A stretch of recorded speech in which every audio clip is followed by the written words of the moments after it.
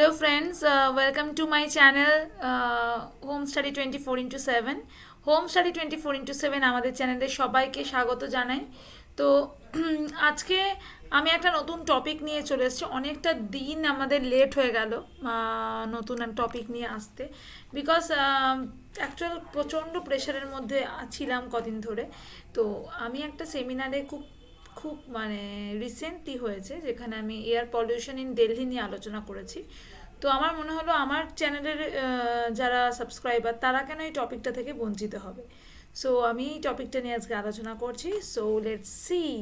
তো আজকে আমরা কিন্তু আজকে এয়ার পলিউশন ইন দিল্লি যেমন আলোচনা করব, এয়ার পলিউশনের একটা নতুন অ্যাসপেক্টের দিকে যাব, সেই সাথে সাথে আমরা পড়ব ইনডোর এয়ার পলিউশন নিয়ে।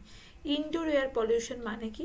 আমার চার দেয়ালের মধ্যে যে পলিউশন হচ্ছে, আমার চারিপাশের মধ্যে যে পলিউশন হচ্ছে, এইটা অ্যাকচুয়ালি ইনডোর এয়ার পলিউশনের কনসেপ্টটা আমাকে প্রথম যিনি বলেছিলেন তিনি হচ্ছেন ডক্টর মানস রঞ্জন রয় স্যার। উনি পলিউশন কন্ট্রোল বোর্ডের হেড ছিলেন এবং দিল্লিতে, এবং তার সাথে ছিলেন ক্যান্সার রিসার্চ ইনস্টিটিউটের হেড চিত্তরঞ্জনের। তো ওনার সাথে আলোচনায় আমার ফুটে উঠেছে বা আমরা জানতে পেরেছি, আমি অনেক বেসিক একটা ধারণা এসছে ইনডোর এয়ার পলিউশন নিয়ে। সো ইনডোর এয়ার পলিউশনটাও আমি এই এয়ার পলিউশনের সাথে ইনক্লুড করে তোমাদের সামনে উপস্থাপনা করছি। তো তোমরা আমাদের চ্যানেলের সাথে যুক্ত থাকো এবং দেখতে থাকো। Thank you. Air pollution in Delhi নিয়ে একটু আলোচনা করি। এটা একটা রাইজিং প্রবলেম শুরু হয়েছে আমাদের চারিপাশে। অ্যাজ ওয়েল অ্যাজ আমরা এয়ার পলিউশন অ্যাসপেক্টে যখন দেখছি, তখন আমরা ইনডোর এয়ার পলিউশনের ব্যাপারটাকেও এখানে বলার চেষ্টা করছি। So first of all, what is air pollution? According to WHO, আমরা কি জানি, ওয়ার্ল্ড হেলথ অর্গানাইজেশন যেটা বলেছেন যে যেটা সঠিক নয়, যেটা ঠিক নয়, ইন দ্য সেন্স যদি আমার সব কিছু নর্মাল কন্ডিশনে থাকতো তাহলে আমরা তাকে পলিউশন বলতাম না। তাহলে air pollution is a contamination of the indoor or outdoor environment by any chemical, physical or biological agent that modifies the natural characteristics of atmosphere. তো যে সমস্ত এজেন্টরা ন্যাচারাল ক্যারেক্টারিস্টিক্স অফ অ্যাটমসফিয়ারকে কোনোভাবে গন্ডগোল করছে, সেটা থ্রু হতে পারে কেমিক্যাল, থ্রু হতে পারে ফিজিক্যাল, থ্রু হতে পারে বায়োলজিক্যাল এজেন্টের থ্রুতে, তাকে আমরা এয়ার পলিউশন বলছি। এটা আমরা ছোটোবেলা থেকে সবাই আই হোপ জানি। আমার মূল কনসেপ্টটা হচ্ছে এখানে দাঁড়িয়ে আছে, that is outdoor air pollution নিয়ে আমরা যে এত ভাবনা চিন্তা করি। লাইক আমরা বলি যে কলকারখানার ধোঁয়া, গাড়ির ধোঁয়া, এই সমস্ত নিয়ে যখন আমরা আলোচনা করি, তো আমাদের কাছে যেটা মেন, আমি যে যদি বাইরে থেকে বাইরের পলিউশন থেকে বাঁচার জন্য ঘরের মধ্যে আসি, তাহলে আমি কি সেফ থাকবো? আমি কি ইনডোর এয়ার পলিউশন থেকে নিজেকে বাঁচাতে পারবো? What is this type of indoor air pollution, সেটাকে নিয়ে আমরা আলোচনা করব। তো অ্যাট ফার্স্ট দেখো, এখানে আউটডোর এয়ার পলিউশন কেন হচ্ছে, যে বা ইনডোর এয়ার পলিউশন যাই বলো না কেন, ডেভেলপিং কান্ট্রি যারা, আমাদের মতো কান্ট্রি, আমাদের মতো ভারতবর্ষ যারা ডেভেলপ করছে এখনও, তারা কিন্তু এখনও কয়েকজন কাঠ কয়লা উনুনে খাবার তৈরি করে, সেটা বায়োমাস তৈরি হয়। এই বায়োমাস কিন্তু ইনডোর এয়ার পলিউশন ঘটায়। আমি আসছি সেখানে। এছাড়া দেখো, aldehyde, radon, tobacco, particulate matter, carbon monoxide, volatile organic component, semi volatile organic component, এই প্রত্যেকটা কম্পোনেন্ট দেয়ার এয়ার পলিউট্যান্ট, যারা এয়ার পলিউশন তৈরি করে, বোথ ইনডোরে বোথ আউটডোরে। তাহলে যে যে কম্পোনেন্টগুলোর মাধ্যমে আমরা এই জিনিসগুলো পাচ্ছি, সেইগুলো থেকে আমাদেরকে রক্ষা করতে হবে। লাইক অ্যালডিহাইড, ফর্মালডিহাইড বা ফর্মালিন যদি নাম দাও, দ্যাট ইজ ভেরি ইরিটেটিং, এবং চোখে ইরিটেশন ঘটে, চোখ দিয়ে জল পড়ে।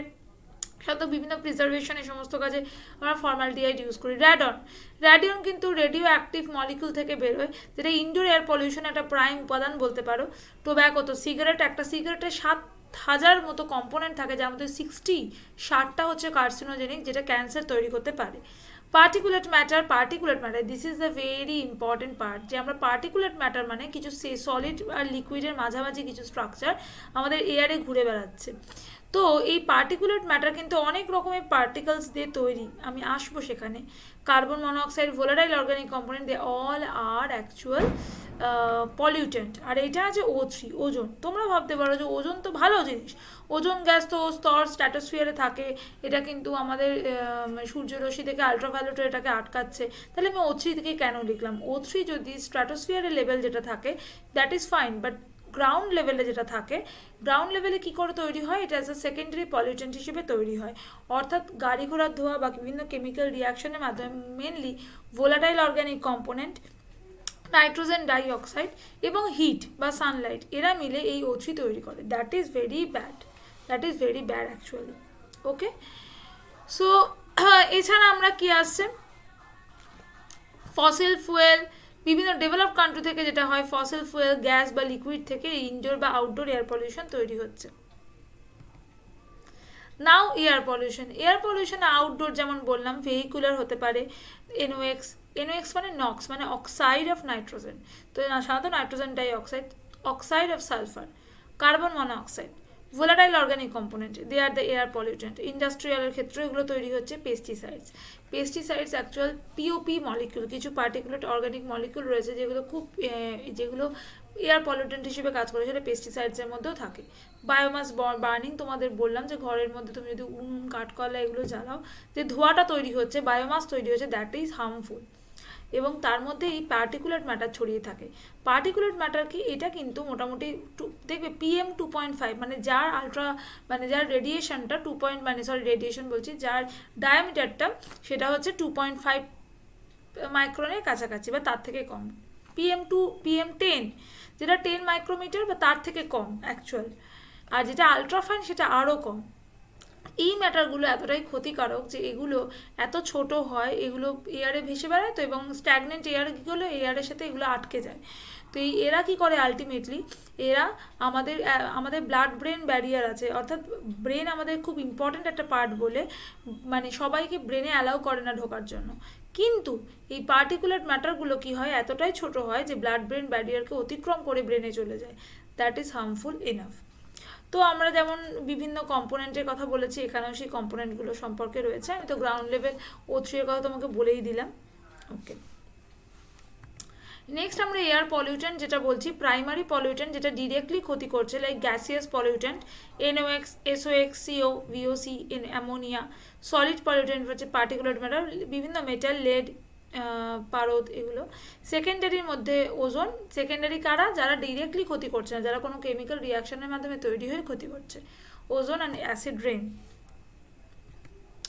নাও আসছি এয়ার কোয়ালিটি ইন্ডেক্স। তোমার এয়ার কেমন চারিপাশে সেটা বোঝার জন্য সেন্ট্রাল পলিউশন কন্ট্রোল বোর্ড কতগুলো ইন্ডেক্স ভেবে রেখেছেন, লাইক 0 থেকে 50 হলে গুড, 51 to 100 হলে satisfactory, 101 to 200 moderate, 201 to 300 poor, 301 to 400 very poor, and 401 to 500 severe. So যত দেখছো বাড়ছে তত কিন্তু জিনিসটা খারাপের দিকে যাচ্ছে। তো এবার তোমার মনে হতে পারে এয়ার কোয়ালিটি ইন্ডেক্সটা এলো কোথা থেকে। তো ফার্স্ট অফ অল দেখো এখানে বিভিন্ন পার্টিকুলেট ম্যাটার মানে আমি কোন কোন প্যারামিটারগুলোকে দেখে আমি এয়ার কোয়ালিটি ইন্ডেক্সটাকে বার করছি। একটা হচ্ছে particulate matter 10, 2.5, nitrogen dioxide, ozone, carbon monoxide, sulphur dioxide, ammonia, lead. এগুলোর একটা মাত্রা আমরা যদি দেখার পর আমরা একটা সাজেশনে আসছি যে কোন মানে এগুলোকে ক্যালকুলেট করে আমরা AQIটা বার করি। নাও আসছি পার্টিকুলেট ম্যাটার নিয়ে, যেটা বলছিলাম একটা সেমি সলিড সাবস্টেন্স যেটা এয়ারে ভেসে বেড়ায়। দেখো এটা কী কী নিয়ে তৈরি হয়েছে, একদম কোর এরিয়াতে থাকে এলিমেন্টাল কার্বন, দেন আছে অর্গানিক কার্বন কম্পাউন্ডস, দেন আছে secondary sulphate and nitrate, then metal, then toxic substance. এবার তোমার মধ্যে হতে পারে যে এই metal, secondary sulphate, organic compound এগুলো তো সব ভালো, তাহলে এগুলোকে নিয়ে আমি এত বদার্ড কেন? তার কারণ হচ্ছে তুমি যদি কোনো রান্না করো, ধরো তরকারি রান্না করো, তুমি তো বলো না আলুটা ভালো, ঝোলটা ভালো হয়েছে, আলাদা আলাদা করে বলো না, অ্যাজ আ হোল তুমি তরকারিটা একটা কমেন্ট দাও যে টমেটোটা ভালো হয়েছে, এরকম তো বলো না। তাহলে সেই রকম প্রত্যেকটা এলিমেন্ট এরকম যুক্ত হয়ে যে আলটিমেটলি যেটা দেখাচ্ছে সেটা কিন্তু টক্সিক পার্টিকুলেট ম্যাটারের ক্ষেত্রে। যেমন তোমার দেখলাম PM10, this is inhalable particles deposit in the extrathoracic tracheobrachial region. PM2.5, fine particles deposit in deeper lung. PM0.1 যেটা আলট্রা ফাইন সার্কুলেটরি সিস্টেমে চলে যায়, এবং তার সাথে বললাম ব্লাড ব্রেন ব্যারিয়ার এরা অতিক্রম করতে পারে। দিল্লিতে এয়ার কোয়ালিটি দেখো, কেন আমরা দিল্লি এয়ার পলিউশন নিয়ে এত বেশি চিন্তিত, বিকজ AQI 372। চলে যাও AQIতে আমরা কি দেখেছিলাম, 372 মানে ভেরি পোর। তো এই জন্যই আমরা এত বেশি কনসার্ন। এখানে দেখো আমরা একটা NDTV রিপোর্টের মাধ্যমে পেয়েছি যে কোন কোন সিটিতে এই এয়ার পলিউশন বেশি হচ্ছে। ফিরোজাবাদ, আগ্রা, এটা হচ্ছে একটা রিপোর্ট যেটাতে তোমার মোটামুটি প্রথম 10টা মানে সিটির নাম লেখা আছে যেগুলো এয়ার পলিউশন দ্বারা ক্ষতিগ্রস্ত হয়েছে। নাও রিজন কি, এই সময় পাঞ্জাব, হরিয়ানা, উত্তরপ্রদেশে আসলে রোটেশনাল কাল্টিভেশন হয়, তো সেখানে চাষ একটা চাষের পর সেই ফসলটা তুলে যাওয়ার পর আবার অন্য চাষ করা হয়। এর ফলে যেখানে পড়ে থাকা যে স্টাবলগুলো আছে সেইগুলোকে চাষিরা কী করে, পুড়িয়ে দেয়। পুড়িয়ে দিলে এবার এই সিজনে সব পুড়িয়ে দিলে যে ধোঁয়া তৈরি হয়, আর এখানকার দিল্লির যে অবস্থানটা এমন জিওগ্রাফিক্যাল, তার জন্য এয়ারটা চারিপাশে ছড়াতে পারে না, ওই এক জায়গায় স্ট্যাগনেন্ট হয়ে থাকে, এবং সেই স্ট্যাগনেন্ট এয়ারে এই পার্টিকেলগুলো আটকে গিয়ে কিন্তু তোমার দূষণ ছড়াচ্ছে।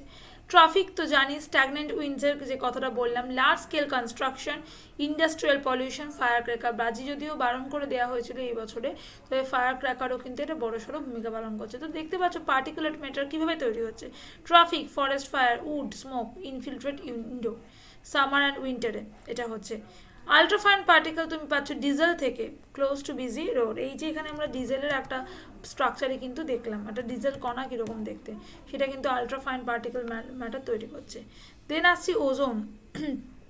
Ozone secondary to secondary pollutant আমি বললাম, এই যে nitrogen oxide, volatile organic compound এবং হিট, এরা মিলে কিন্তু সামার বা আফটারনুনে এই সময় মানে যখন প্রচণ্ড রোদ থাকে এবং প্রচণ্ড গাড়ি ঘোড়া চলে, ওই সময়টা আমাদের কিন্তু ঘর থেকে বেরোনো মানে ওপেনলি স্কিন মানে বার করে বেরোনো উচিত নয়। তার কারণ হচ্ছে এই জন্য প্রচুর পলিউটেন্ট এই সময় থাকে। Nitrogen oxide, traffic, carbon monoxide, sulphur oxide দেখতে পাচ্ছ মোটামুটি এইগুলো তৈরি হচ্ছে। এখানে একটা রিপোর্ট 2019 দেখো, এইগুলো হচ্ছে বায়োমাস, কনস্ট্রাকশন, এগুলো হচ্ছে কজ। যেই কজ কোনটা কত পার্সেন্ট দায়ী PM2.5 তৈরি করার জন্য। লাইক দেখো এখানে আমরা দেখি রেড, তো দেখো 90 to 100% এই বায়োমাসের জন্য হচ্ছে বা ওয়েস্ট বার্নিংয়ের জন্য হচ্ছে। ওকে, রেসিডেন্সিয়ালের কালার দেখো ইয়েলোইস, তো এটা মোটামুটি 60%-এর আশেপাশে এটার জন্য হচ্ছে। তো এখানেও তাই PM10 ক্ষেত্রে দেখো এই যে স্ট্রাকচারটাতে রোড ডাস্ট এখানে কত, হ্যাঁ রোড ডাস্ট হচ্ছে প্রায় বলতে পারো 90%, 30 to 90% পর্যন্ত রোড ডাস্টের জন্য হচ্ছে। তো এটা হচ্ছে প্রত্যেকটা PM10 করার জন্য কত পার্সেন্টেজ কার অবদান সেটা এখানে লেখা আছে।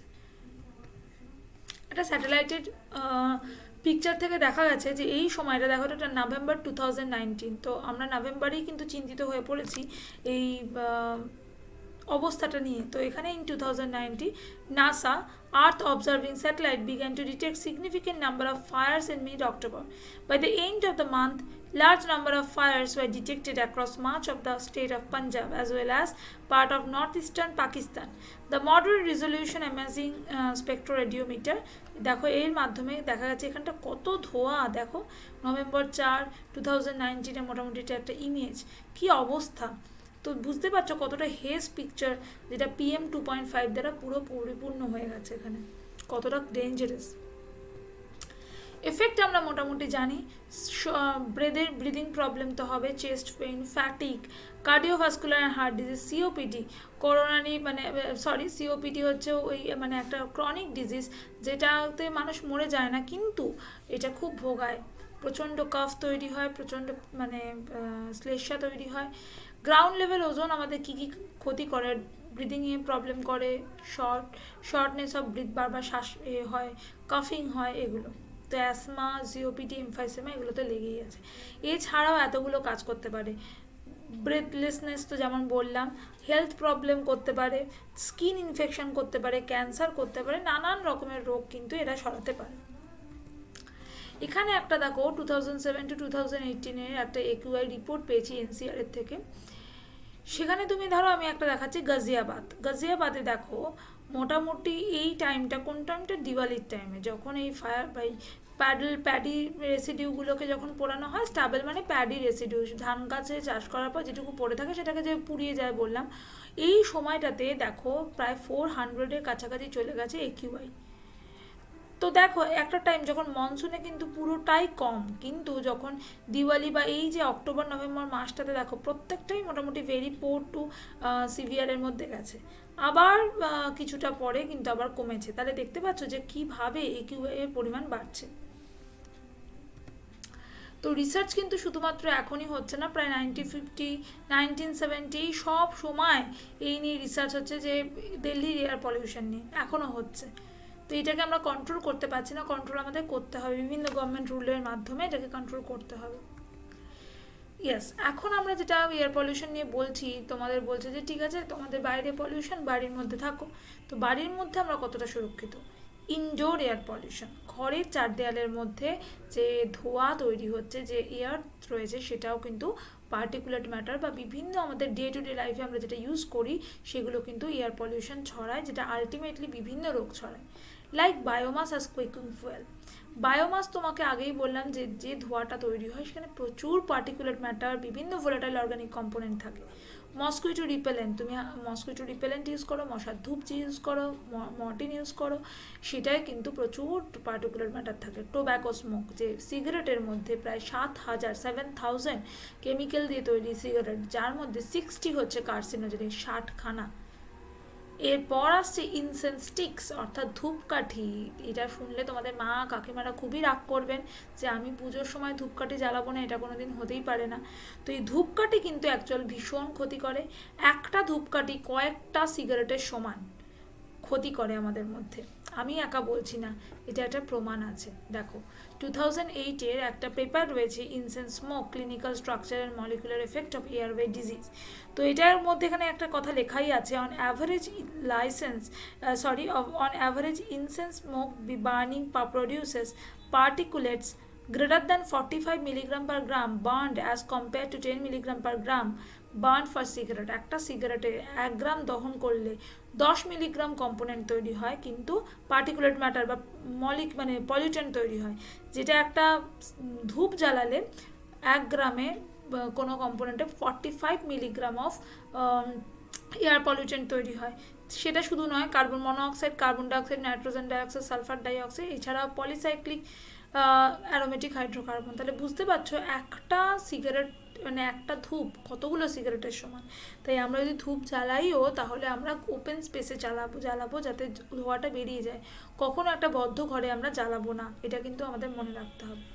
ড্যাম্পনেস অফ ওয়াল, ঘরের দরজায় যে ড্যাম্প পড়ে সেখানে ভোলাটাইল অর্গানিক কম্পোনেন্ট তৈরি হয়। Furniture, electronic gadget, same problem. Personal care product শুধু তোমার ক্ষতি করছে না, আশেপাশের একেও ক্ষতি করছে। পেটটা আগে বলি, পেট হচ্ছে পোষ্য যদি রাখো, কোনো যদি অ্যালার্জির ধার থাকে সেই রোয়াগুলো কিন্তু ক্ষতি করে। Personal care product, that is very important. এটা শুনলে অনেকেরই দুঃখ পাবে। পার্সোনাল কেয়ার প্রোডাক্টের মধ্যে রয়েছে থ্যালেটস ইন ডিও। আমরা যে ডিও ইউজ করি, যেগুলো আমাদের বডির সাথে পুরো কন্ট্যাক্ট, বডি স্প্রে, ওগুলোকে আমরা ইউজ না করাই উচিত। বডির বাইরে, বডি কন্ট্যাক্টের বাইরে যে কোনো জিনিস যদি আমি তাও করি, তাও যদি ওটা এয়ার পলিউশন ছড়ায়, থ্যালেটস দেখো, আমি কিছু বলবো না, দেখো কত রকমের ক্ষতি করছে। থ্যালেটস কিন্তু এন্ডোক্রাইন ডিসরাপশন থেকে শুরু করে ওবেসিটি, ডায়াবেটিস, থাইরয়েড হরমোনের গন্ডগোল, autoimmune disease, allergy, menopause, cancer, সমস্ত কিছু থ্যালেট তৈরি করে, যেটা কিন্তু আমরা ডিও থেকে পাচ্ছি। Then parabens in deo, body lotion, lipstick. Paraben কিন্তু মানে ক্যান্সার। তো প্যারাবেন ফ্রি যদি তুমি লিপস্টিক বা কিছু বডি লোশন বা এই জাতীয় ইউজ করো, সেগুলো প্রচুর দাম হয়।